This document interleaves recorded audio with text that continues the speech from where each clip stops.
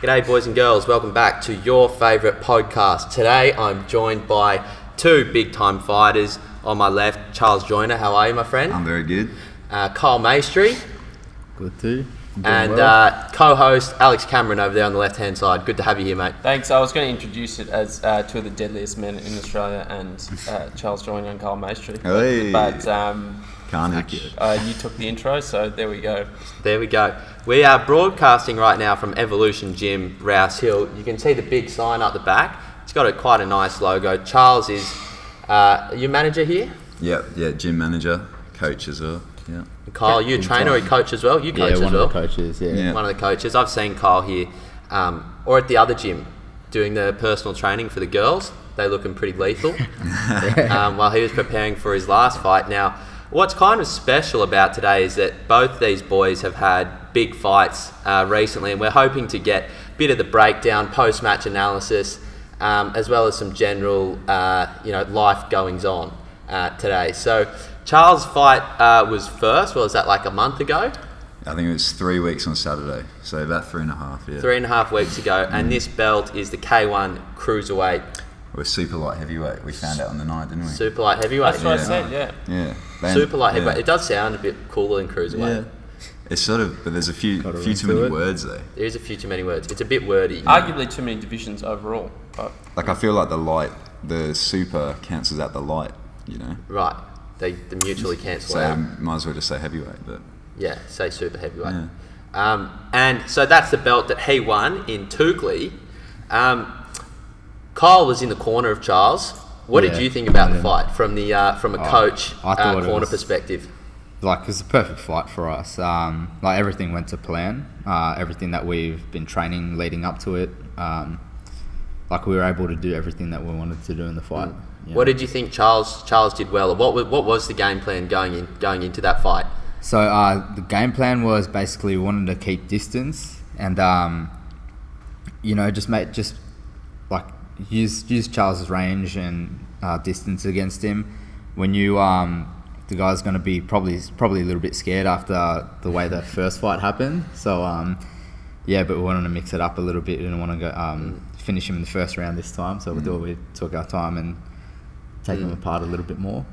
Now, before we have Charles jump in, because I'm keen to get your thoughts on it, a little bit of context. It was against Mackenzie Cunningham, who was the previous champion. And while we're doing some analysis, I would like to give a bit of a shout out to Mackenzie because I thought he fought really well. It was a tough 5 rounds, but Mackenzie was still going hard even through the 5th round. He was still landing a couple of shots, even though we will say Charles was in control for the fight. So I thought he fought really well as a credit to himself, and he definitely bounced back well from his first fight. Yeah. But Charles, what did you think about the fight overall? No, I think straight afterwards I thought, like, it's one of those funny ones. It's a bit of a blur. The main thing that I have to say about it is just the atmosphere coming out was just insane. Like, I've just never experienced anything like it. I think that's the main thing I'm taking away from it as a positive, because like I said before, the title and the belt can mean so much, but without having all that support, it doesn't mean as much, you know. So just the atmosphere just felt thick. So trying to focus through that was probably the first challenge, but I think after the first round, the first exchange, I could feel that he was, he wasn't as confident. He was a bit nervous, but no, I was happy with it.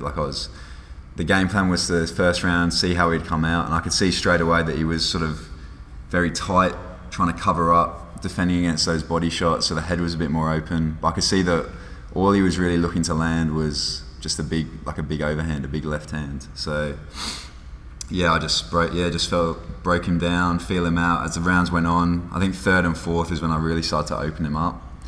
I started changing levels a bit, going to the body, and then 5th round I knew I had the fight won, so it was just a matter of just cruising through.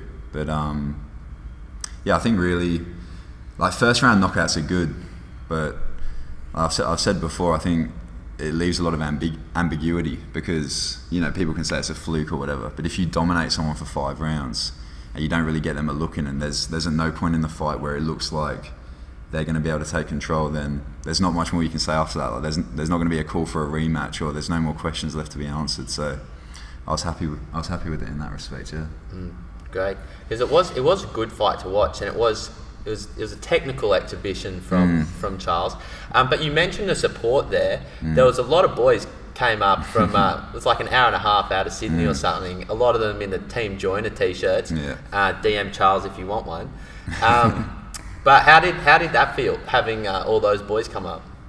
Oh, it's just like I knew obviously I'd sold a lot of tickets before the fight, so I knew there'd be people there, but you never know what the atmosphere is going to be like, because I didn't really know what they were going to be walking into. So I didn't know if they'd be a bit nervous walking into sort of enemy territory where he might have a lot of crowd.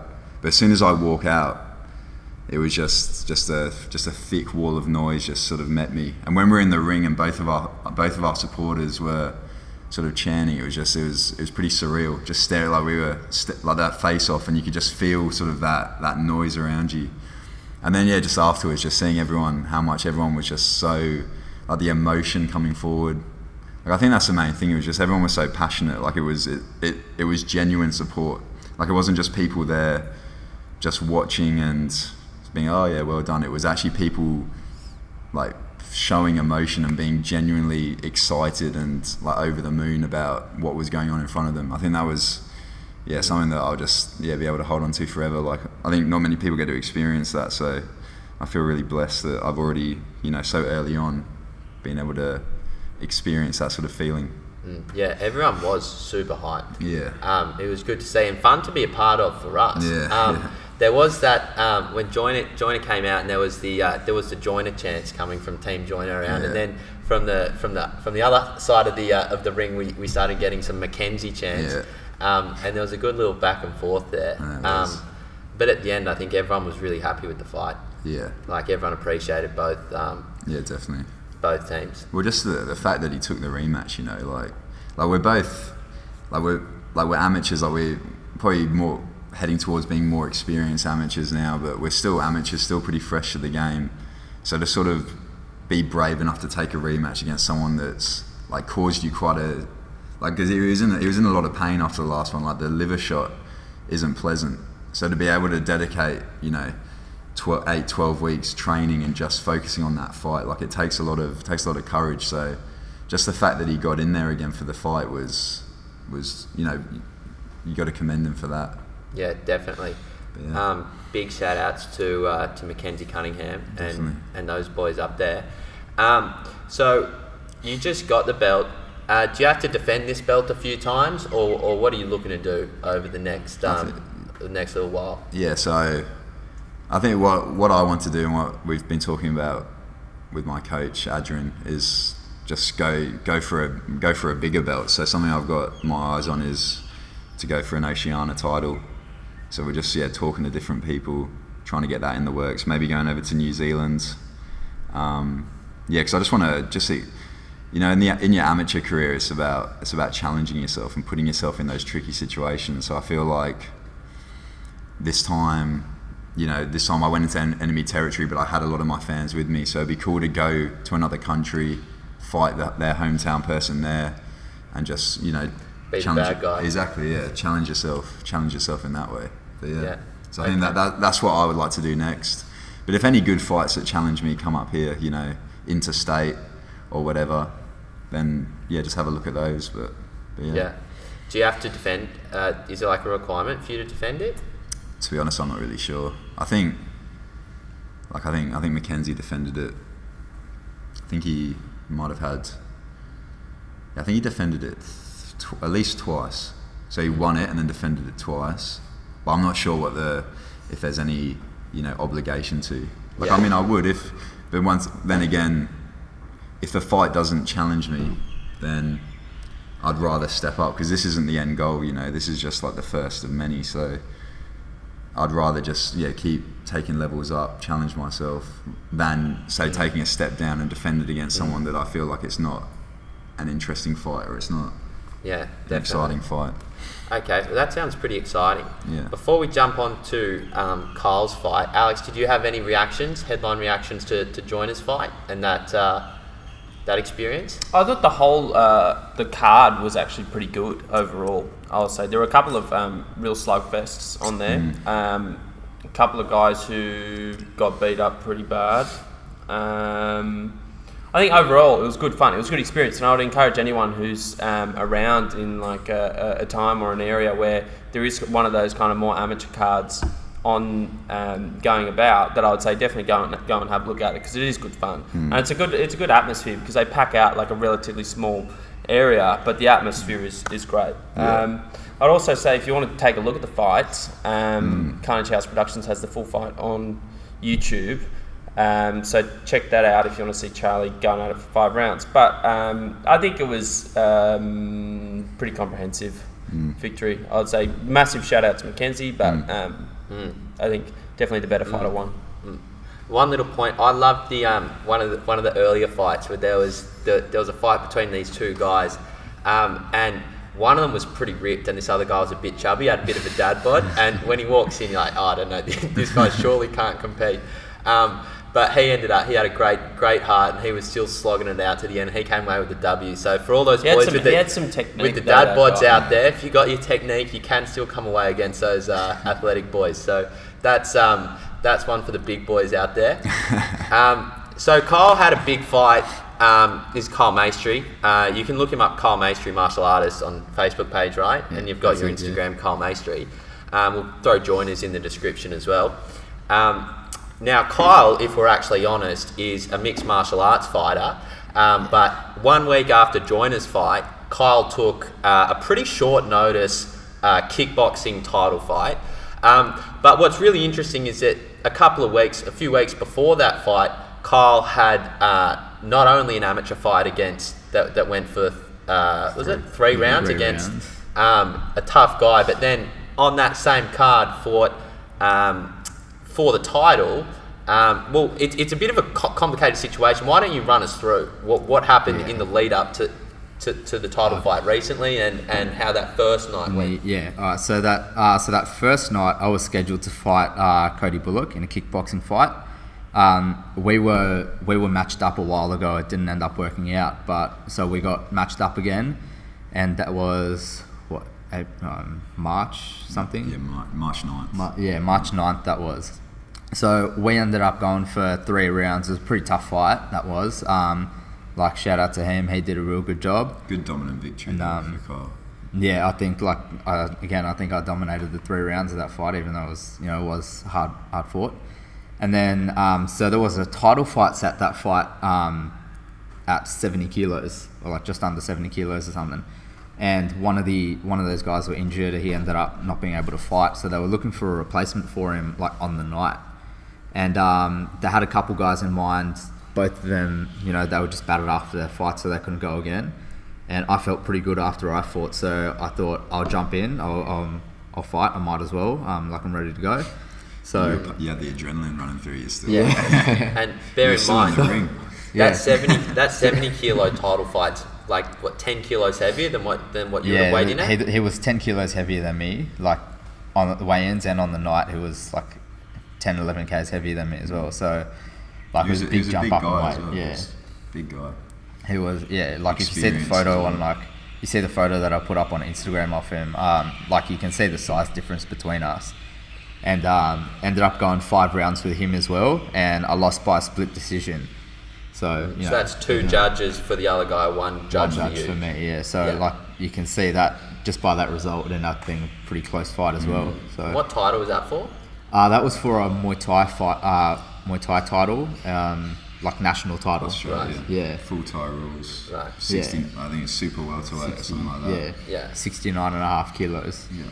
So then after that,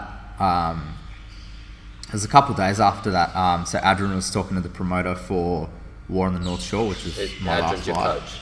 Yeah, Adrian, the head coach. Makes an appearance on Charlie Joyner's Day in the Life. Yeah, he does indeed. So he chatted to the promoter over there, and we set up this K1 state title fight. So it was 4 weeks after that previous night where I fought twice. So the lead up to that was pretty interesting. The first week I was pretty battered up from my fights, so I took the first week off training just to let myself rest up. And then the second week, I think halfway through the week, I ended up getting sick. So, I couldn't train properly for like another week and a half. So I ended up being like, I only had a week of like good training, I feel, to get my fitness back up to where it should have been and all that. So it was a bit of a rough lead up to that fight for me. Right, and when your fitness is at that elite level, like getting sick sounds like nothing like getting a cold, but it really like it would chop down, what your level of fitness is at, because it's so high. Like it's you're so conditioned that any little effect, even taking a few days off, like you feel it the next day. So a week and a half of sickness, like you feel and mentally it's hard to overcome that as well. Yeah. I think definitely mentally was probably the biggest part, because I kept stressing about whether I'd have enough time to get my fitness back up to where it should be, and whether I'd have enough time to train properly and get myself prepared. But in the end, I still felt like I was in pretty good shape on the night of the fight. Like I was feeling pretty sharp and like pretty fit leading into it still. It was just when we got in the ring that it went downhill for me a little bit. So it wasn't my best performance. But. Right. Well, I went to the fight. I've got a vlog coming out. We're still editing it up. Look, it was a tough fight. But even towards the end, you still had some really good shots, some nice combinations coming in. Well, Charles, you were in the corner. What were your thoughts on the fight overall?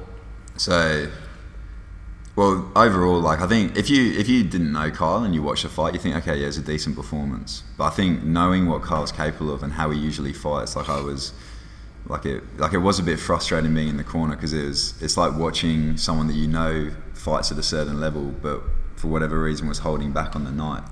I think when Kyle was pressing forwards and initiating first, he was getting the better of him. He was the better fighter, better striker. But what was happening is that Kyle was just holding back a little bit and letting him initiate, which was then getting in the points. So I think it could be down to, I think the main reason is probably, and we've chatted about it a bit, like you probably didn't have the confidence in your fitness. So going 5 rounds, like you are going to hold back a little bit. And because he was aggressive, that just looks really good to the judges when you're holding back a bit and they're coming forward. But in the end, it's all a learning experience. Like I said, amateur. Like it's not Kyle's main discipline. Like Kyle's, like his striking is probably his strength, but he's an MMA fighter. So coming up against one of the best, well now the number 1 kickboxer in the state for that weight class, going 5 rounds with him, hanging with him the whole fight. Like it wasn't an uneven fight at all. So it's only just valuable experience in the bank, those sort of things, and just the mental gains that you'll get from that as well, I think you can take away. But in terms of the fight, it sort of doesn't show what Kyle's truly capable of, I don't think. But there's still positives you can take away, So now we know how your fighting style works well for you, and sitting back and just being a counter fighter doesn't work as well. So you just learn those little lessons and you can adapt from that as well. Yeah. So yeah, sure. I think on that point, I think like the mental aspect again was a big thing. Like I think thinking about how I went into that fight mentally, I think there was some things that I need to fix up a little bit. Like maybe not be too relaxed before the fight, or so definitely some things to fix up. How did you find? My understanding was that you needed to drop quite a bit of weight as well for that fight. Was that true? Yeah. So how did you find? Always got to drop the weight. How did you find that weight cut? Because I was hearing from Dukes. I think Dukes. Yeah, I remember when I went to Kyle's at Castle Hill a week before the fight. Yeah. And you're like, I've got like 6.5 kilos to lose, but I reckon I can sweat out 5. And I was there, oh my god, this kid's gonna die. But you managed to do it, and you said you were feeling good before the fight. What was that weight cut like? I was like pretty shit, really. Like it was I think 3 weeks before the fight, I was like 69 kilos. 69 kilos. Just because a week before that you were 59.5, fighting for when you were fighting. Yeah. So I put on quite a lot in that week, and then I had to just cut it all off again. What's what's the sweating part of it like when you have to sweat out weight? Because most people had never seen that or heard of that before. it's pretty tough, and like honestly, like it's a pretty shit thing to go through. So I had like 4.5 kilos of water weight to lose. So the day before weigh-ins, what I did was I got to the gym early and I just rugged up, had my trackies and my hoodie on and that, and just hitting the bag on the bike, skipping and that, and just trying to sweat out, get a sweat on. And I ended up sweating out like close to 2.5 kilos on that night alone, in the span of about like 2 to 3 hours, I think. Right. So I was like losing weight well, and then the rest of the weight came off just doing a hot bath.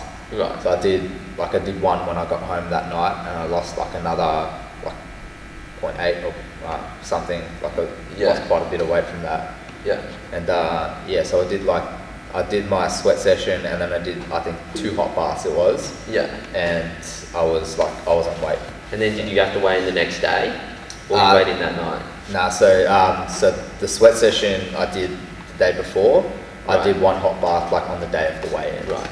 Is it what does it feel like when you're down a few kilos of water weight? Oh, it sucks. Like the worst part about it is just having a dry mouth. Right. Like I just want to drink some water, but I know I can't. Yeah. And your body just feels shit. Like my stomach feels shrunken up a little bit, and like it's just not a good feeling really. Yeah. But so then after you weigh in, how long do you have between the weigh-in and the fight? So like 24 hours. 24 hours. That, yeah. A bit longer. So, yeah, we had a bit longer. Yeah. So then you drink. So how much do you reckon you put on before the actual fight in that 24 hours? Probably like 4, maybe 5 kilos. You'd hope you'd put on all your water weight back, like if you do it properly, you should. Yeah, that's ideally what you want to do. That's the most important thing. Yeah. So I didn't weigh myself before the fight, so I'm not sure what I weighed on the day.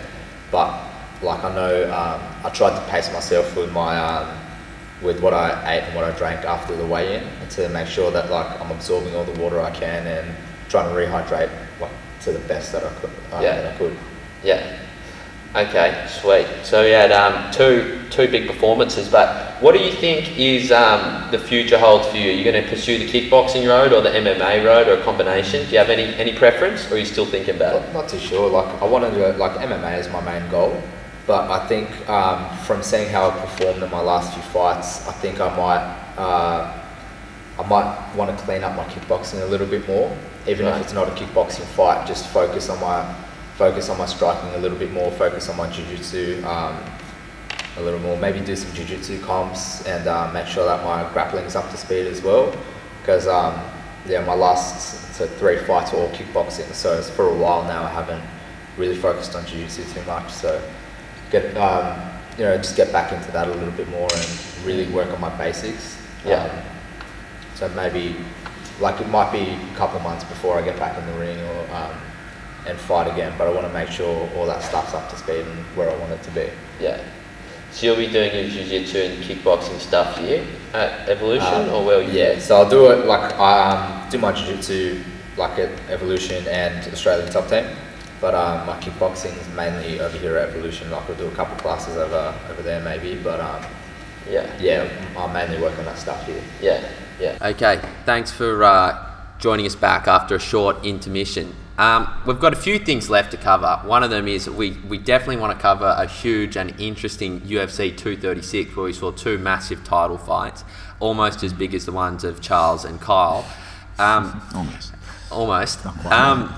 And before we do, we just like to touch, give some credit where credit is due. Charles has been getting some non-podcast media attention. Why don't you just give us a little synopsis of how that's been going and what's that situation like for you? Oh, so it's not too much at the moment, but just the local paper really, which then feeds into the Daily Telegraph. So just before the first fight, we contacted them.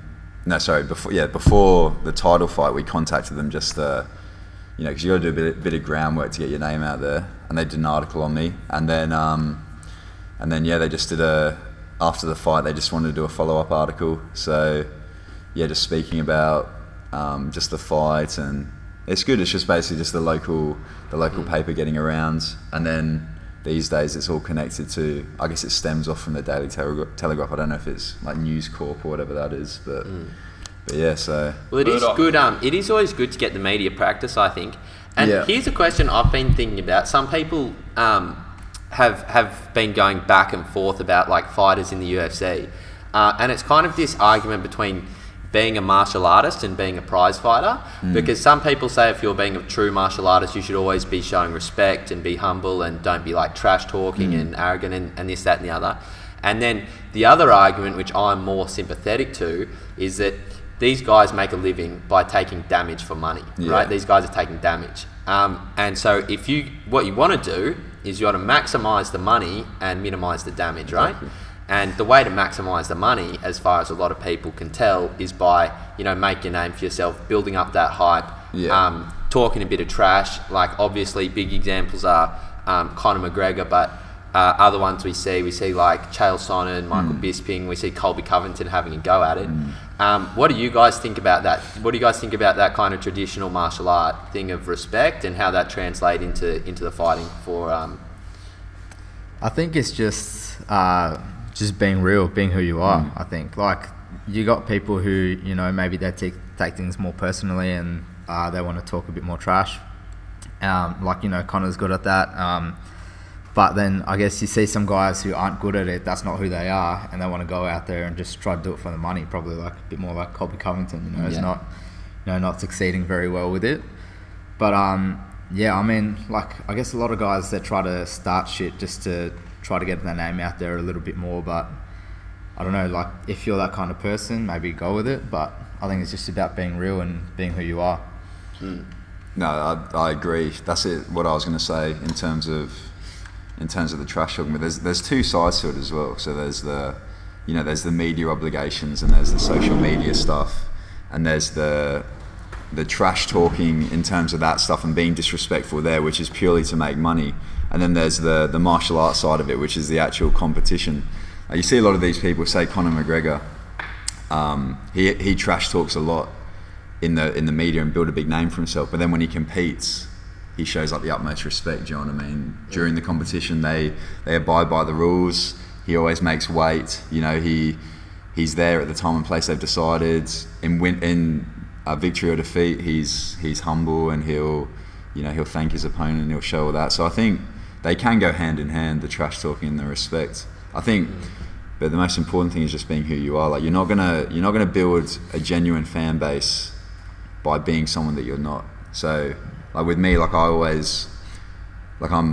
said before in the last podcast, I'm a lot about like my mindset and being positive, but also like saying the truth. So if I think I'm better than someone else, like I'll say, like, I think I'm better than them, I think I'll beat them in this regard, or I think I won that fight. Like, I'm going to be honest and be truthful. But I'm also going to be as positive as possible, But I'm not the sort of person that's going to personally attack someone and say, oh, they're oh, I want to smash them. Like, I personally dislike them, because I try and separate myself from, those feelings of emotion towards the person I'm fighting. Yeah, you keep it professional. Yeah, exactly, yeah. Yeah, for sure. I think it's a good point, especially about Conor. I think Conor probably actually won a lot of fans after his loss to Nate Diaz in that first one, where he gave like full credit to Nate, was saying Nate did a great job. Didn't make excuses. Yeah, and even after the fight to Floyd, he was saying, he wasn't really happy with the stoppage, but he was still happy to say Floyd was the better fighter. Exactly. On the night, and sometimes you definitely have times where you cross the line, in terms of what's kind of part of the fun and games of it, and what's actually getting a bit too real. Yeah. But I think if you're out there, that's just might come with the territory. But I think with crossing the line, it depends on who you're talking to. Because say for example, like Conor, if someone talks to him, he would be able to take it all day because he dishes it out. Yeah. You got someone like Khabib that doesn't trash talk, so you could say one little thing to him and he's going to take it personally. This and then it becomes number one bullshit. Yeah, exactly. And it becomes a personal vendetta, Yeah. So it's all. What is crossing the line? It's all relative. Yeah. Depending on the person. We are big free speech advocates here on the. We like to separate our politics from our sports, but we like to say whatever you want, and if you're Dana White, you can rein that in if you so choose. The thing is though, with the model, so the pay-per-view model relies on people buying. Relies on stars. It relies on stars, and it relies on recognisable names and brands. And one of the ways that like two guys are going to go into the ring, regardless if they have a lot of respect for each other. One of the ways you're going to sell the fight is if you sell it as if these two people don't like each other, right? And that's one of the oldest tricks in the book. So you just make it out that it's a grudge match. Yeah. And like the stuff that the UFC and Dana White will pretend like he doesn't like it when people cross the line.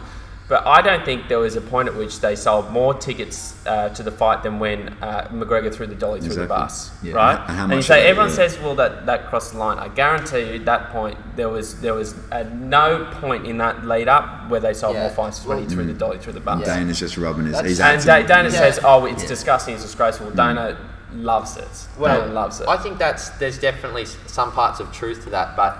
Like, if you look back at the start, when UFC was starting off, one of the biggest problems they had was that the fighting had such a bad image that in so many places it was illegal to do MMA and cage fighting. Just cage. So they had to, like, really try and clean up their image so it would legalise in a lot of places. And it's still, I think, not legalised in quite a few places. In fairness, they had guys who were juiced up on the gear.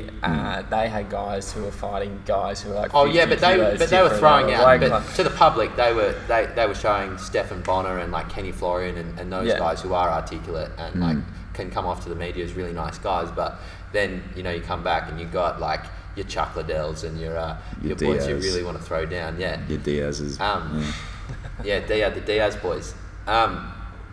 You know what I found out the other day? I didn't realise. They are like ranked triathletes. Brothers. Their cardio is ridiculous. Yeah. I always just like I didn't know how they were able to maintain such good cardio considering all they That's do why is they smoke have the dope. dad bods. Yeah, but they just like That's why Nate's skinny fat. yeah. It's pretty funny though. Yeah. They're ranked triathletes. Well, you see the way Nate fights. Like he doesn't really hurt anybody with any power shots. He just hits them like a bit like Max Holloway does. They're smothering. They're both smotherers. And you know that he's not. You know that he's not going to gas out. No, it's like the pressure and the pace. And You've got to finish him, otherwise he's going to constantly be there in your face. He doesn't care how much damage he's taken. He's just there. They come out of every fight. Yeah, well, McGregor dropped Diaz I think a few times in that first fight. I think a couple Diaz was trying to like bait him down to the ground a bit. Right. Like there's somewhere it's just like he hits his guard and he just like.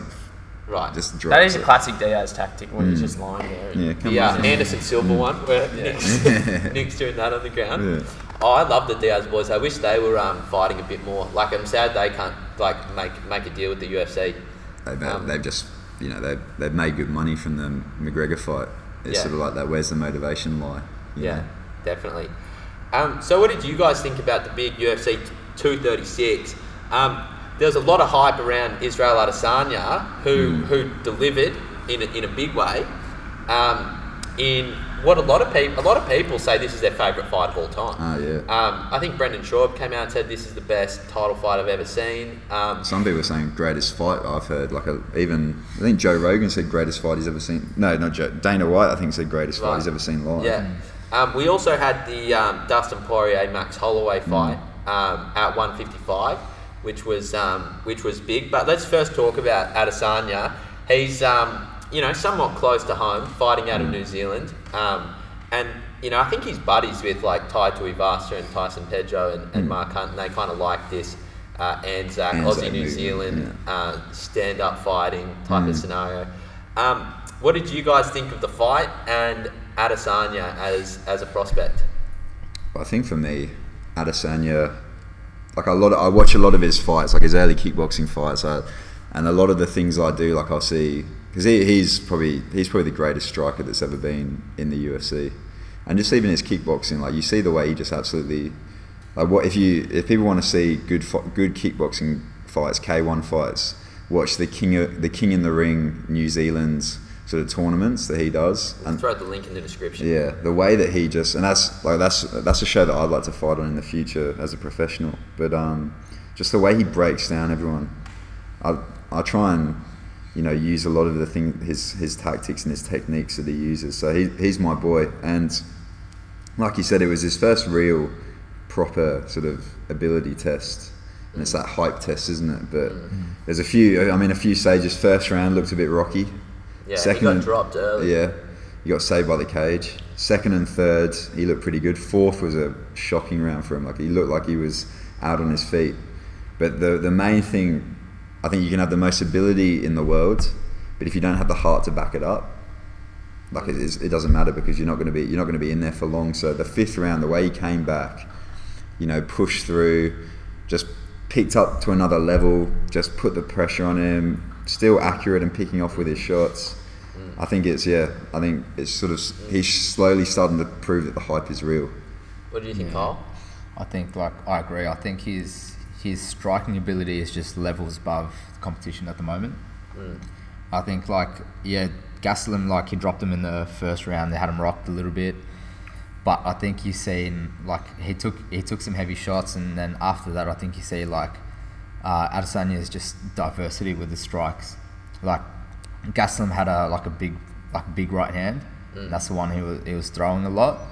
But you see Adesanya just mix it up, a lot of different techniques and different styles that he brought. That spinning elbow. Yeah. I just remembered it. One of the few people who can do well with the spinning shit. Him and John Jones with those elbows. Yeah. Yeah. We might talk about John potential fight Jones as well. in a second. I just thought it was weird. I thought Gastelum was getting Adesanya got away from a couple of takedowns. I thought he just would have been more persistent towards the end of the fight. We're trying to get him to the ground. I think Adesanya's range management is so what you see with the takedowns is, my understanding of it is that it's, when they actually go for a takedown, they've got to defend against it. That's one step, but they've already got past one defense, which is actually just the range management. Yeah. So Adesanya's just a master of it. He will just keep you at the end of his range, not even let you anywhere near. And correct me if I'm wrong, Carl, but if Gastelum shoots too far out, Adesanya just step back and pick him off. Yeah. You've got to be in that right range Yeah. to land a takedown, yeah. and Adesanya doesn't let people get there. Sure. And he did throw a few knees, I think, Yeah. when Kelvin was shooting in. Yeah. And that would worry That's a him. big I just saw it towards the end, So Gastelum knew it was on the line. If you hang, if you're in the fifth round and you're trading shots with Adesanya, you're not Yeah. going to win, particularly if he's substantially taller and longer than you. It wasn't like an Adesanya Jones or a Gustafsson or someone like that who's got the range. It was Gastelum can throw, but he's I think he's- in the that distance in is- that fifth round as well, when Gastelum did almost get a takedown, Adesanya almost submitted him. First with that guillotine, that That's a standing fifth or guillotine. fourth. Was it fifth or fourth? I don't know. It was one of those latter rounds. Yeah. Yeah. And then the other one, and then he did take him to the ground, and he got him in a triangle and almost submitted him there. So Yeah. I thought he was going to finish that triangle. yeah. Yeah, it did Yeah. look. It did look. It looked like it was locked Looked up tight. pretty neatly. Yeah. It Now, was tight. Just the way he shot out of the guillotine as well, Gastelum had just bailed. He just pressed the ejector button. It's crazy. Now Dana says the next thing for Adesanya is they're going to get a stadium in Australia and put him against Robbie Whittaker. Now I'm of course on that Robbie Whittaker, team Whittaker. He's an Australian boy, and Kyle, you're an MMA guy with a stand up kind of strength.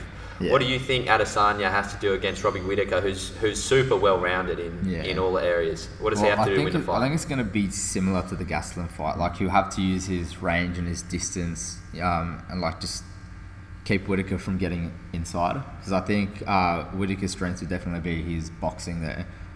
He's got amazing kicks and stuff as well. But I think for Whittaker's strength is going to be his boxing. I think if he can get past his front kicks and get inside his guard a little bit, it can. I reckon he can beat him up a bit with his hands. So I think for Adesanya, it's going to be similar to the Gastelum fight. Just keep him at long range. Yeah. Keep the front kicks up, long strikes, and keep him outside. Okay, what do you think, Charles?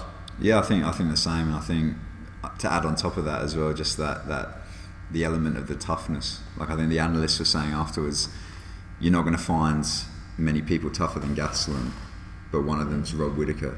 So Adesanya's just going to have to. It's going to be we see now he's got heart. He looks like Will Smith from Hitch after the fight. He got beaten. Yeah, he looked straight away. His face was just completely swollen up, and I think he's just going to have to test his heart again. It's going to be hard to finish Whittaker. And Whittaker knows now it's going to be hard to finish Adesanya, so either way, it's just going to be an absolute Whittaker's got a cracker. chin. Yeah. But that Yoel Romero, oh my god! I thought he knocked him out about 9 times. I don't like to throw shade on people, but I think there's a pretty good chance Yoel was juiced up to the 9s in that second fight. Whittaker reckons his body was like 10 times harder, like it hurt his hand to punch in the second fight than in the first fight. But really? Yoel, if we ever met in real life, I would not say that. I apologise. But it was when you say love you. soldier of God. But what you said before, Charles, is interesting about like how not everybody has heart. This is a little bit of a tangent, but I think it's quite interesting to talk about. Is that when Teddy Atlas was on the Joe Rogan podcast, he was talking about Mike Tyson, and Mike Tyson had a handful of losses in his career, but Teddy's saying that what Teddy was saying is that Tyson he says won in a weird way, but you know, he never won one of the fights because in all the fights he won, he was just so athletically dominant. It wasn't even a competition. But whenever it was a competition, there was an inch of doubt in his mind. They say Tyson folded because he wasn't mentally strong. Now, any reactions to that? So I think Teddy Atlas, like I don't know him too well, but everything I hear him say, it's like he's quite outspoken. You know, whether it's sort of gaining attention, but I think with someone like Tyson, you're not going to get to that level if you don't have heart. So he would have gone through tough sparring rounds, would have gone through tough amateur career. I think the main thing with Tyson, which when you see his career start to crumble, was the death of Cus D'Amato. Yeah. So his sort of main mentor there and the person that kept him on the straight and narrow just really, wasn't there anymore. He started living that party lifestyle as a young world champion often does. Yeah. I think that's Fair enough, to a degree. Yeah, no, exactly. He came from, an impoverished place, so... Yeah. He's the baddest guy on the planet. Baddest man, 20-something. Most feared man on the planet. Most disgusting amount of money. Yeah. He was a bad man. He was the first guy really in boxing to get like that sort of money. Because he was the first guy that people would just go absolutely crazy for. People wouldn't care who he fights. Because they just want to say Tyson. Yeah, exactly. The brutal knockouts. Okay, so the second big fight of UFC 236 was Poirier versus Holloway. Yeah. Now those guys fought before when they were both really young. I forgot who won that fight. Poirier. So Poirier won that first one. Holloway's UFC debut. I think Right. it was only... It was 20. And then Holloway, I think, was on. Did Holloway win the Ultimate Fighter? No. He was. I thought I saw him on a season of the Ultimate Fighter. I don't think so. Oh, okay. Well, regardless, they were both young, so Poirier won. Then both of them lost to Conor McGregor early in their career. Holloway then went on like a very long win streak. I think he had like 16? One of the longest, if not the longest active winning streak in the UFC up to that Poirier fight. Yeah. Poirier, I think, he went up to 155 from 140. And then Holloway, after dominating the featherweight division, then came up to meet him at 155. So what did you guys think about that fight and about Holloway as some people say the greatest featherweight of all time? Yeah, I think it was definitely a good fight to watch. Like it was, like the entire time I think you knew that Poirier had the power advantage, and it was just a question of whether Max could, get his volume to work and keep pushing forward and keep putting pressure on. But I think in the end, every time they exchanged, Poirier was landing the bigger shots. Like he just had such power advantage over him. He was still more damage every time they met. So yeah, I just thought it was interesting how it was sort of Holloway's like the going up a weight class, which is probably more his natural weight class, and his power, like he just, it's like his power, like no power sort of came to him from that. It was just that power disadvantage was just so crazy, and like you were saying, although Holloway landed more, Poirier was just doing so much more damage. I think, that first round was just brutal. Yeah. Like the way Holloway hung in there, Poirier was just accurate, teeing off on him, power every shot. Yeah, a lot of big left hands from Poirier. Looked like Max was out on his feet a couple of times. He was he's just tough. in trouble. Yeah, once he's got that it heart. got pretty close to being stopped. Yeah. A few times. But I thought it was a credit to both of them. Yeah, definitely. And then we've got Poirier versus Khabib. I think they want to put that in August to unify the interim and the 155 title. Khabib would be the favourite, the big favourite.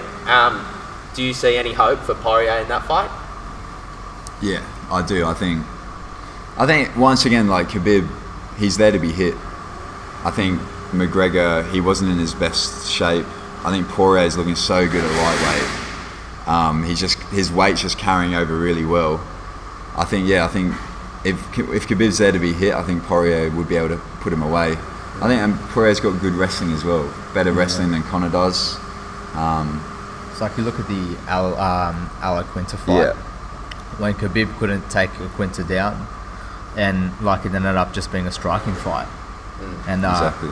And Quinta was teeing off on him at some points as well, you know. Yeah. So I think if Poirier is in that position, that'd be an interesting fight. I think that'd be well hyped. I think it's funny seeing how Poirier's matured as well, because I think he was one of those people, like his personality really wasn't liked when he first, around that time he fought Conor. Yeah. Like he looked he was a bit young and immature, but now he's sort of grown into that, so that everyone really, really likes him. Yeah. So I think because he has a kid now in that age, so he's probably like grown up a lot, matured a lot from him as well. Yeah. Khabib's super famous for his wrestling, and that's obviously where his strength is. But he dropped Conor in that. He landed the biggest shot in that Conor fight, and that's what Conor said was what really shook him a bit, and why he couldn't really capitalise on the striking in his fight. But I reckon Khabib might have some pretty good stand up. If we're honest. To be at that level, he's gonna have good stand up. Is it gonna be as good as Poirier's boxing? Yeah. Probably not. Yeah. But then, when you've got to defend against those takedowns and that threat of the wrestling, it opens up the opportunities to land those shots. Like that shot that Khabib threw, that's that wrestler's overhand, and he lands it well. Where it's just they're looking for that takedown, fakes it, and then comes over the top with the overhand because he's caught their attention with his wrestling threat. So that's why MMA is so interesting, because there's just so many variables that you've got to watch out for. Yeah. Chael Sonnen, who we quite like actually. Yeah. Chael gives a good breakdown. Such a good analyst. Yeah, great analyst. He was actually saying a while ago that Conor had like quite a lot of hype when he came into the UFC, because he was the champion of like some other promotion and was obviously Cage doing Warriors the talking there, and had some hype around him.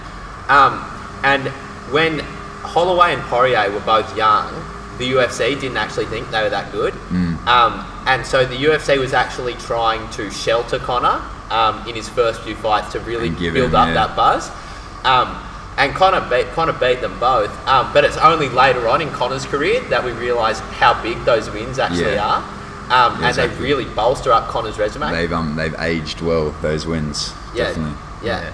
Like Conor beat like some really good dudes, and it's kind of only after Conor's left that featherweight division that we saw how good they really are. Well, I think even with that, like you look at that Aldo win.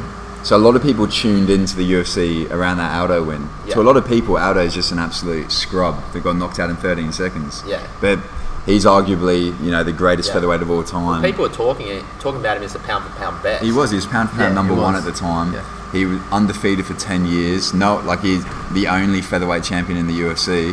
And McGregor just completely got in his head and just won the mental battle, knocked him out in 13 seconds. And that was sort of a lot of people's introduction to the UFC.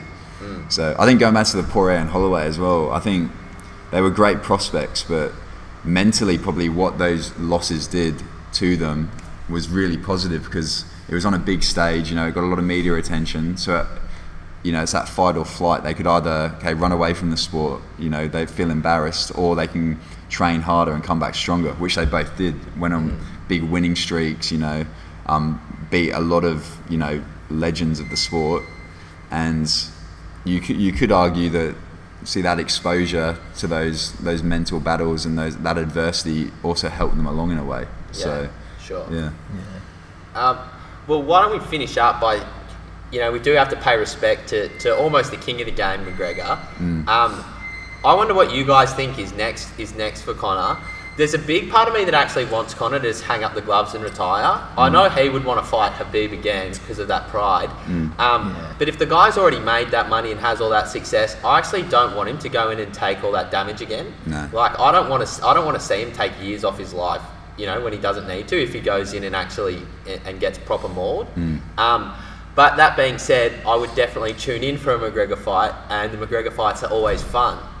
Do you guys have any opinions on it, or what you think might be next for the man? Kyle? I don't know, not too much. Like, I think, like you said, he doesn't need to fight anymore. Like, he's got enough money. So, if he does, like, it'd be good to see him, like, have the heart to fight just because he wants to fight and see that passion in him. But, yeah, like, I'm not too sure where he goes. Like, his loss against Khabib was pretty, decisive, yeah. you know? Like, I don't think a rematch there is really warranted. So it'd be interesting to see where he'd go next in UFC. But like that being said, it'd be cool to see him go fight just because he wants to, you know, just because he has that fire in him. I think they offered him Justin Gaethje. He's a savage. Yeah. He's brutal. I don't know what. Yeah, I don't know about that Cerrone fight. a little bit. Yeah, I think that would have been an interesting fight. I think. People always talk about Diaz for the third. Yeah, I can't see that happening. Cowboy's getting on a bit though now, isn't he? Yeah. How old is he? He's doing really well. He's got all the records, doesn't he? You know, most wins. Yeah. Most fights. Most stoppages as well, I think. But I think for Conor, I think it's got to be something that, you know, interests him. Whether I think the only thing that would interest him right now is that Khabib rematch, because I don't think Poirier, maybe if he loses, would you give him maybe Poirier, and then winner of that fights for the title again? If Poirier wins, you know, I wouldn't mind seeing McGregor go back to 140 and fight Holloway again. That would be interesting. That cut though, just the size of McGregor now, like just look at him, he's huge. He's pretty broad. It's a big cut. I reckon he walks around like 200. Like he's massive. He's what, like 5'9"? Yeah. But he's so wide. He's really big for his as he's got older, he's gotten a lot thicker as well. Well, here's an unpopular opinion. I actually thought McGregor did his game plan really well. He just couldn't execute against Khabib. Yeah, against Khabib. Like, what I mean is that I feel like Conor and Coach Kavanagh and his team knew they were probably going to get taken down and were probably going to get beat up for at least a part of that fight. But the game plan, from what I could see, is just to have that stand up long enough, even if it's just for a couple of minutes, and trust McGregor striking that he can put Khabib out if he can just keep the fight standing long enough. Now, he survived really well in that first and second round. Like, Khabib was on top of him for like 3 or 4 minutes, did like no damage. And then in the second round, I think it was a bit worse. But McGregor had like that whole third round, 5 minutes of. I don't think they went to the ground once in that third round. But McGregor was just shook from after getting dropped earlier in the fight, and his striking didn't look sharp. But if you're a stand-up guy and you're going into a Khabib fight, I think if you have 5 minutes of pure stand-up with Khabib, you've got to call that probably like a success, right? Like, I thought he did exactly what he needed to do. He just couldn't finish. I think the problem with that is that if the game plan is to survive, then you're already going in there with the wrong mentality. Do you know what I mean? You're going in there with that. Already on the back foot. Exactly, yeah. You're already giving them the mental advantage because you're thinking, okay, well, this guy's going to dominate me. I've got to survive this and hope I can land a shot. Do you know what I mean? So I think Kavanagh did say that like their game plan was too defensive and their preparation was too defensive. I think with a fight, you've got to go in there. You can't just be looking for one lucky shot. If you're going into a fight looking for that, then you've already lost, in my opinion. I think you've got to go there with an offensive game plan and assert your will. You can't play it into their hands. You know, I'm just going to get through the rest. When he takes me down, okay, I'll just get through that round. It's gone, and then I'll hope that I can knock him out with one shot in the second round, because the odds are just going to be in the other person's favour straight away. So, and I reckon that probably was his game plan. I think that's why a rematch I think would be interesting, because I think Kavanagh and that team, Roddy, his striking coach, they're all masters of their craft, so they'll put a good game plan together. I think it could happen, but I think McGregor's going to have to fight someone else first before they give him that fight, because like it's not warranted at the moment. It's not like the fans want to the fans want to see it, but at what point does the UFC just go skip all the queue and then go just give the fans what they want? You know. In fairness, he is a previous champion. Yeah. It's not as if he has no credentials and he's just pure hype. But there's people that like Poirier deserves a shot. Tony Ferguson deserves a shot. There's definitely others who are That guy's in line still. Tony Ferguson's... Gaethje even has a claim that he has a shot. He could have a shot. You know, he's just beaten Barboza. Like if he fights, so an interesting fight would be him and Ferguson. Yeah. Ferguson's got that. His brain. He's got some personal stuff going on. He has a gas tank though. That guy. Oh yeah, he's crazy, and that's part of his thing. Have you seen the video on YouTube of like Ferguson being Ferguson for like 7 minutes? Yeah, just him doing like funny stuff in like the gym and stuff. Yeah. But he does like on fight week as well, isn't it? Yeah. Like he's like. But he has like some really interesting movements and angles and stuff, and like. I think in some of his stuff, in some of his fights, he even did some Wing Chun, like some hand trapping. Yeah, and stuff. he does. He's got that. You know I'm not sure what it's called, but it's that Wing Chun machine, like a training device with the sticks. Yeah, and it's all that. And he's just training it for hours. Going. Well, I've heard stories on podcasts of him, like he'll train for 7 hours in a row. Yeah, and like he'll just it's train like through Arnold sessions. Schwarzenegger stuff. Yeah, Charles Sonnen said that Tony Ferguson would. He's the only guy who he's seen like go through like 5 or 6 training partners and then just keep going. Yeah, like he will gas everyone out, and then he will literally be looking around the gym and pick anyone, like a random, even if he's 30 kilos heavier than him, and say, "Okay, come on, let's have a spar." Yeah. Like his tank is unbelievable. Yeah. Well, apparently Habib never loses a round in training. Like that's what Rockhold and DC are saying. When Habib goes and trains with them. That's what I was thinking is that whole Mike Tyson thing might come back into it, because what happens when, say, maybe he comes up against someone like Ben Askren. Maybe Ben Askren. I'd love to see that fight. And Ben Askren, maybe he takes him down. You know, what happens then? What happens to Khabib's mentality if he thinks, okay, shit, like. Yeah. Askren would probably be one of the only guys who could stick with Khabib on the ground in the MMA world. Yeah. Kevin Lee reckons he can. He's been calling out Khabib for ages. Kevin Lee, I reckon, gets ass kicked. But he lost recently, didn't he? Who did he fight recently? He lost to Al Iaquinta in the rematch. Oh yeah, he lost to Iaquinta. Yeah. So I mean. Kevin Lee talks a lot. Yeah, I'd love to see Askren. Askren's been calling for it. He wants it in Russia, but Askren reckons he can't drop to 55. Yeah, 165. Even though he's pretty fat. I think he doesn't want to drop to 155. Well, I think everyone knows Khabib could fight at 170. Yeah. Like he has a tough cut to 155. Yeah. But I think a lot of people would be so interested in that grappling match.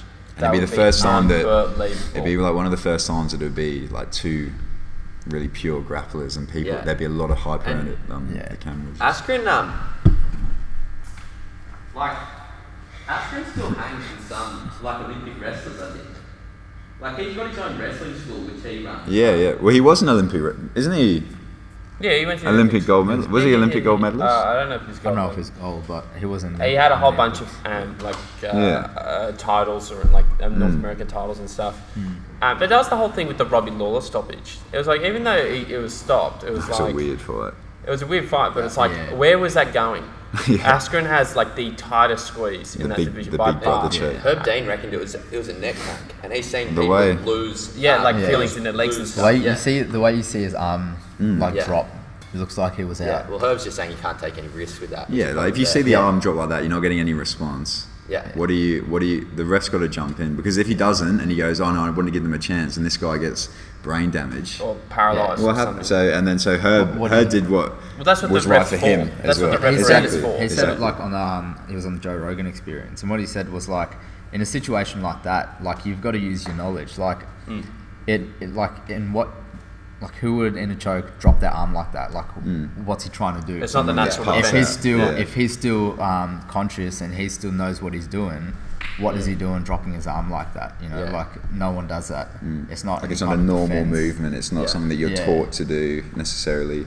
You know, it's I think I thought the stoppage was fine. You know. Yeah.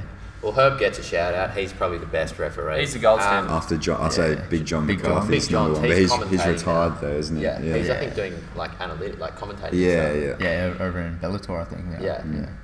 Okay. I tell you what, I'd love to do this again.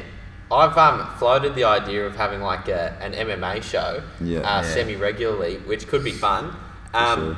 And you know, chuck some glory kickboxing in there as well. Some glory kickboxing in.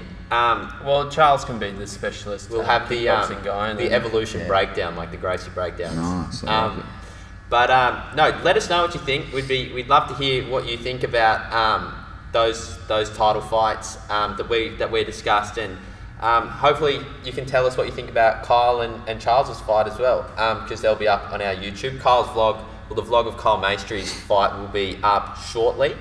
That's currently in editing, but thanks for sticking with us. Can I give a couple of shout outs quickly? Give a whole lot of shout outs. All right, so a couple of sponsors. First one, MMA Fight Store, provide all my gear, so they're down in Concord, and also a new sponsor I got on board for the last fight, T-Rands Rentals. So they've just opened up a whole new bunch of locations around Australia. And basically, just affordable rentals, car rentals, vans, minibuses, stuff like that. So check them out, guys. Thank you for your support. It means a lot, and it helps me to continue living the dream. So cheers. Yeah. Kyle, any? I don't have any sponsors at the moment. Shout out to the boys. Sponsored by Carnage House Productions. If anyone wants to sponsor Kyle, jump on board, give me a message. Before he blows up. I'll just give a shout out to all the guys I train with, Evolution Gym, Australian top team, all the boys down there. All right, full credit to the boys. Shout out Joe Rogan, because he hasn't got one this podcast. So Joe Rogan on that and Lawler Askren stoppage changes every single time he has a new guest on. Because I'm happy with his honesty. He's a man of the people. I'm happy with his honesty. Okay, well, we'll see you next time. This has been fun. It's been good fun. Yeah, it's been fun. Yes. So check these boys out. We'll put their socials in the description. If you like our stuff, you can check us on Patreon. Shameless plug. We give us some money. We'll see you guys later. See ya. Laters.